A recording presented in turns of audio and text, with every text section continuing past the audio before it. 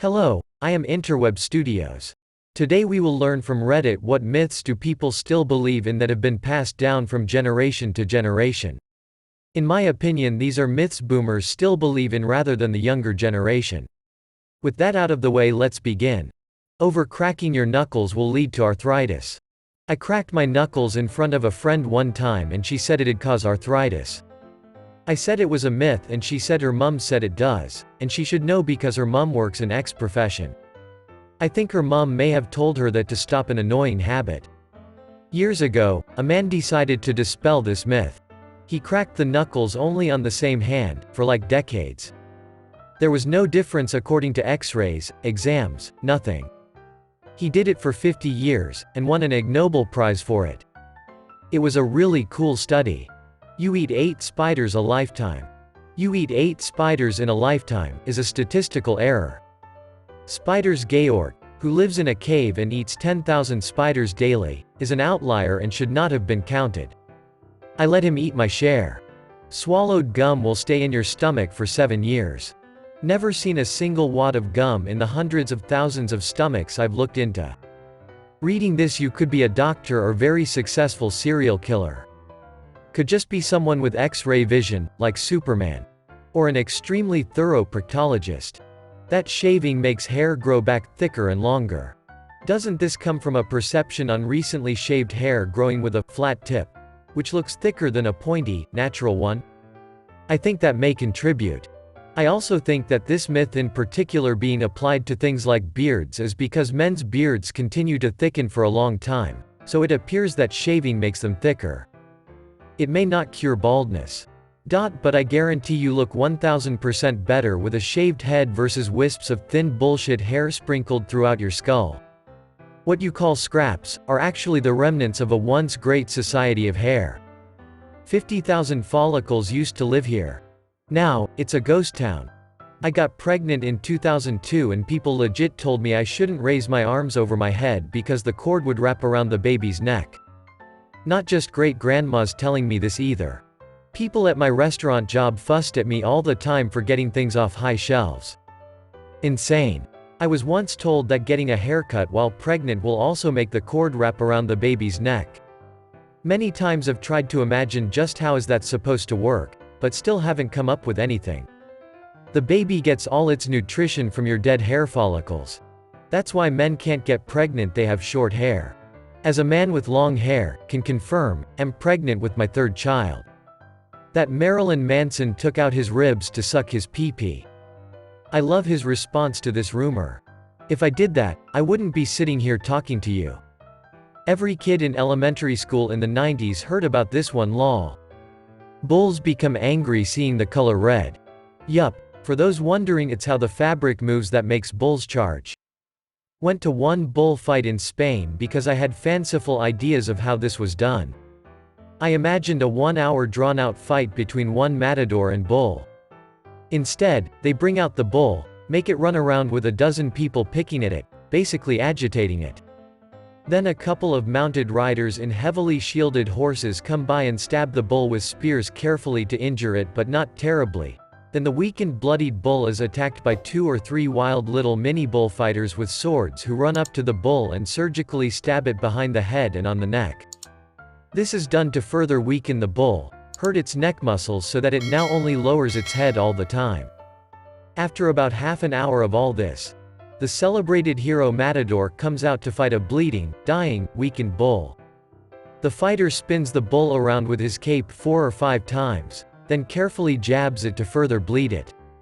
Then at the point where the bull is shaking, stiffening, blind, heaving and dripping blood everywhere, the matador approaches the bull one last time to surgically stab it behind the head, into the neck and as close to the heart as possible.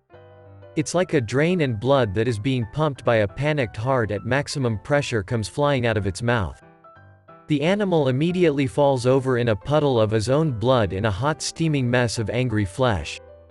It isn't a fight, it's a glorified street brawl between a gang of idiots with knives and spears on one helpless animal. 90% of the myths surrounding pregnancy and childbirth. If the baby's heart rate is fast, it's a girl. If you crave sweet things, it's a girl. If you are carrying high, it's a girl. They're the only ones I can think of at the moment, but there are so many other myths out there. Advice brought to you by the generation who drank and smoked with their pregnancy. I'm craving cigarettes and vodka. Oh. It's gonna be Russian. My personal favorite is the knife versus scissors test. So my grandma would do this all the pregnant women she could. She would take 2 chairs, 2 towels, a kitchen knife and a big pair of scissors. She would wrap each item in a towel, place them each on a chair. The pregnant lady would not be in the room at this time. She would then be brought in. Not knowing which item was on which chair, she would pick a random one and sit on it. Supposedly, the mom knows the baby's gender subconsciously and automatically picks the correct chair. Knife for boy, scissors for girl. I've never heard of this one. My family does the ring or needle on a string, hold it above the prego belly while she's laying down. If it swings in a circle it's a girl, if it swings in a line it's a boy. Of course this is all silly and I never understood why everyone is so obsessed with trying to guess the gender. Oh, and I've had family members tell me while I was pregnant that I must be carrying girls because girls suck all the beauty from the mother. Gee thanks. My favorite one is if a woman takes a bath or goes swimming the baby will suffocate and die. I think the logic is that the baby breathes through the vagina. There really are people this stupid out there folks and they're breeding. That we use 10% of our brain power or capacity. This was actually proven to be bullshit. I like to put it this way, it's like saying we only ever use 1/3 of a traffic light. Using 3/3 of a traffic light at once would be ridiculous and useless. Using 100% of your brain at once is called a seizure and you won't like it. Lightning never strikes the same place twice. Wait, you're telling me lightning rods aren't single use? Oh my god.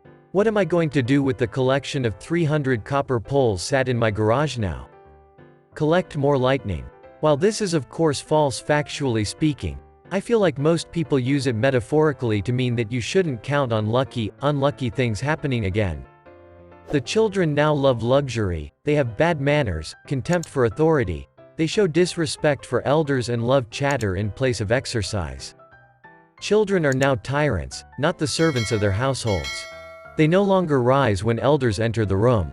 They contradict their parents, chatter before company, gobble up dainties at the table, cross their legs, and tyrannize their teachers. Socrates, 469–399 BC. The fact that Socrates said this is a myth that is passed from generation to generation of Redditors. If I get a raise at work, I'll pay more taxes and just make less money. The word marginal is hard. My sister's ex refused a promotion because he thought it would mean he'd have to pay more in taxes and end up losing money. Guy was a ducking accountant and didn't know what tax brackets were. Sounds like he should have never gotten the promotion to begin with. You'll catch a cold going outside with wet hair. But it does make my head hurt like hell. External brain freeze. Having the overhead light on in a car while driving is illegal. I don't know man. My dad was pretty adamant that it was an extreme safety hazard to have those overhead lights turned on. At night it can turn your windshield into a mirror. That's annoying. Sugar does not make kids hyper.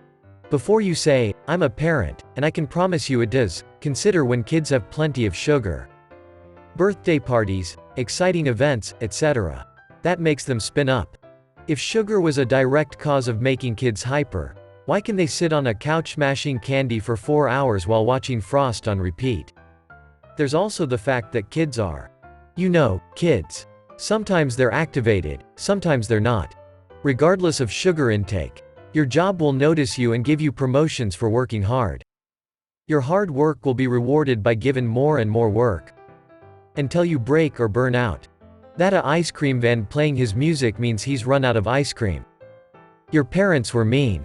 Ah, a fellow poor. My friend's friend hid a tab of acid in his shoe. It soaked into his skin and he is now in a mental asylum and permanently believes he is a glass of orange juice. Holy shit, I've heard that here in Hungary. In that version, it was a bald smuggler guy who hid the stamps under his beanie at an airport check and now all he can say is orange. Every once in a blue moon I stumble across someone who believes that cabots are a thing.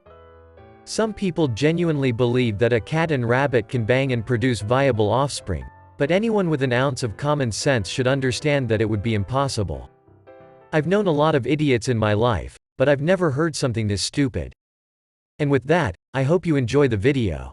If you did, do not forget to like, subscribe and comment any myths I may have missed. With that, until next time, toodles.